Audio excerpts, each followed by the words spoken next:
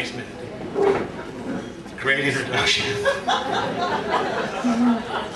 Have you ever noticed that the way things begin is the way they like to continue? I mean, take this comedy class, for example. It began with some real arrogant enthusiasm. Sure, I'll take that class with you. Not a problem. I can do that. It's immediately followed by denial the following week. This has happened week after week. What comedy class? Tonight. Oh, no, I can't do it. That moves into anger, which is, that's silly. I can't be silly. I'm a man. I can't go out there and do that. And then, week after week, death by comedy. Now here tonight on stage. It's actually MandyNolan's death and dying workshop. Which isn't really funny at all. But, as I was saying, the way things begin is the way they continue. And another really great example, I think, is Australia. It starts as a prison colony, run by an elite, at the service of a distant empire. Today, well, we've got world-class detention centers. We've got our own island penal colony that's built on bird shit, Club Nauru. And we've got our own official convict, David Hicks. I mean, why couldn't David just have stayed in Nepal with all of the rest of the Aussie backpackers? I imagine John's going to put him at Nauru when he gets back. But really, I can't talk. Because the truth is, I'm not Canadian. I'm American. I've tried to hide it, especially in Byron Bay. In Byron Bay, you're a moving target if you're American. Go to any barbecue, get 2 words out of my mouth, and suddenly someone's telling me about imperialist America, and blaming me for all the sins of Rumsfeld and Cheney and Bush. And, hey man, why do you think I'm here? Could I have sauce with that sausage meat? But there are things that do not follow the rule of the way they begin to continue. I can remember a time of freedom, adventure, romance, and then we had kids. Now, my darling, is the 15-minute micromanager of all things family. Children, grandma, chickens, goats, horse, compost, orgasm. Everything's 15 minutes. Call me Zorba the Meek. Because it's really a total catastrophe. I even have a home business. I mean, we live in a time now where anyone can work out of their garage. I mean, we can all be arms merchants on the internet, right? Sell things on eBay. But that's because we have all the power in the world coming through our computer on the net. Well, the net. I mean, isn't that a great name for something? But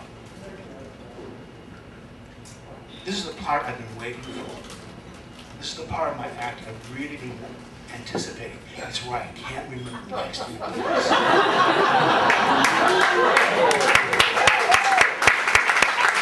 I was telling you about home businesses, wasn't I? A home business. Well, that's a place that's a cash-free, free zone. You only have unfortunate fiscal events. You know, projects that you've been waiting for the check in the mail since your kids were in Huggies. Or the worst thing is a government grant. Your acquittal process begins now. I mean, try getting a receipt from your drug dealer. Hey man, maybe we can put it down for motivational services. But then 6 months later, you have to explain it to your accountant. Ah, motivational services. Yes, that's a consultancy. We consult with them and we try and use their products to deal with the stress of working 24/7. Oh yeah, it's great. I mean, I'm sure that budget's going to at least double in the next 18 months. But the thing is, when the money hits the bank account and it goes through, it creates such a backdraft that it takes your breath away. I mean, you try and explain it to merchants. I mean, some are good. The co-op's all right in Malm, and Malm's is all right. But Telstra, voice messages, there is no compassion in the Matrix.